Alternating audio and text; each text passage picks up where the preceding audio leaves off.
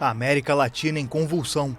O ano de 2019 apresentou a ascensão de novas lideranças, mudanças de rumo em governos, renúncias e muitos protestos. Excluídas as particularidades de cada país, o enredo é parecido em Bolívia, Equador, Colômbia e Chile. Um ato do governo gera insatisfação em uma parcela da população, que ocupa as ruas em protestos que ganham corpo, reivindicações mais amplas e são reprimidos pelas forças policiais, aumentando a mobilização. Os chilenos começaram as manifestações em 18 de outubro, depois do anúncio de um aumento no preço das passagens do metrô de Santiago em horários de pico.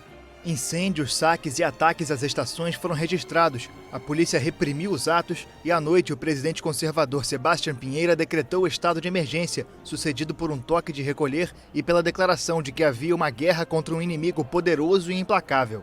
Isso insuflou os manifestantes, que cresciam em número e em reivindicações, com pedidos por mudanças sociais profundas.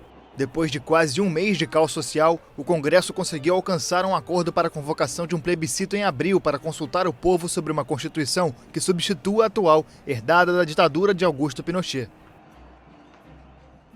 No Equador, o motor da insatisfação popular foi o anúncio do fim de subsídios a combustíveis. Os preços aumentaram até 123%, o que levou a população às ruas na maior crise em décadas no país. Depois de milhares detidos e feridos, um acordo com as lideranças e a revogação da retirada dos subsídios acalmou a ira da população, além de baixar o preço dos combustíveis a valores parecidos com os de antes da crise.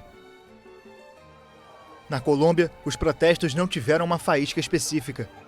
O Comitê Nacional de Greve, que reúne sindicatos indígenas, estudantes e professores, apresentou uma plataforma de 13 pedidos que incluem desde a retirada de uma reforma tributária em tramitação no Congresso até o cumprimento do acordo de paz com as Farc.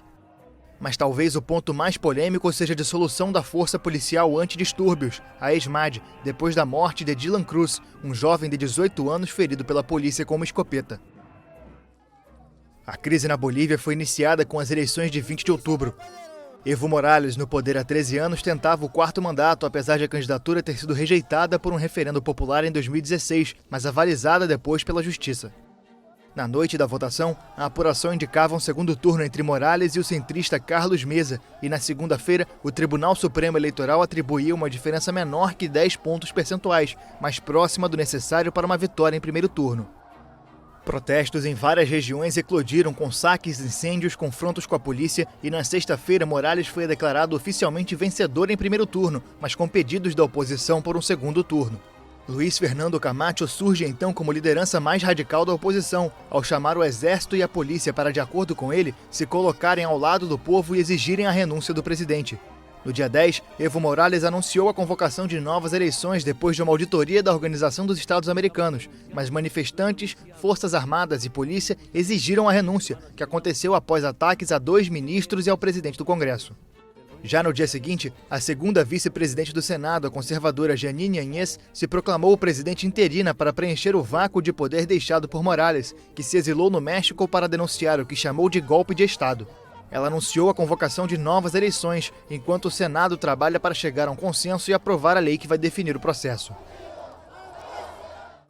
As urnas de 2 importantes países no continente também foram montadas para definir os rumos da presidência nos próximos anos.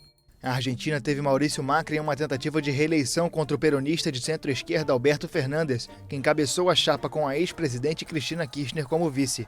As primárias em agosto anteciparam o resultado. Fernandes saiu vitorioso logo no primeiro turno e a transição entre governos começou pouco depois com um café da manhã entre os 2 líderes.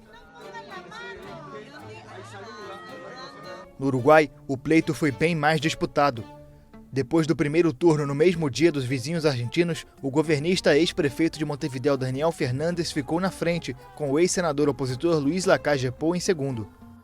As negociações entre a oposição isolaram a esquerdista Frente Ampla, no poder desde 2005, e colocaram o Partido Nacional de Lacalle Pou na frente, ainda que a vitória só tenha sido anunciada dias depois da eleição, com uma diferença de menos de 29 mil votos. A crise na Venezuela ganhou um novo personagem logo no início de 2019, Juan Guaidó. Presidente da Assembleia Legislativa, o único poder nas mãos da oposição, o deputado se autoproclamou o presidente encarregado para pressionar a saída de Nicolás Maduro e logo recebeu o respaldo de importantes atores da comunidade internacional, como Estados Unidos e União Europeia, além de economias influentes na região como Brasil e Argentina. Ao todo, mais de 50 países, além de diversas entidades internacionais, saíram em apoio do líder de oposição e buscaram maneiras de colaborar com a entrada de toneladas de suprimentos no país, em uma ação organizada por Guaidó.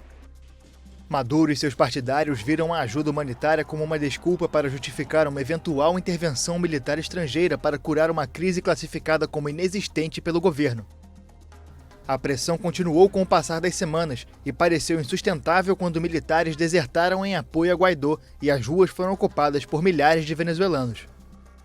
O respaldo da cúpula de generais a Maduro garantiu a permanência do chavista no poder, com o papel fundamental do ministro da Defesa Vladimir Padrino. Um acordo assinado em maio sobre a distribuição da energia hidrelétrica de Itaipu desencadeou uma crise política para o governo paraguaio. A usina, considerada a segunda maior do mundo depois da de Três Gargantas da China, abastece os estados mais ricos do Brasil e apenas 7% da produção é usada pelos paraguaios, com o restante do excedente sendo vendido para a Eletrobras. Especialistas consideram que cerca de 200 milhões de dólares seriam perdidos pelo Paraguai com um acordo, que causou a renúncia do chanceler e o retorno das negociações para as instâncias técnicas definirem novamente os termos do tratado.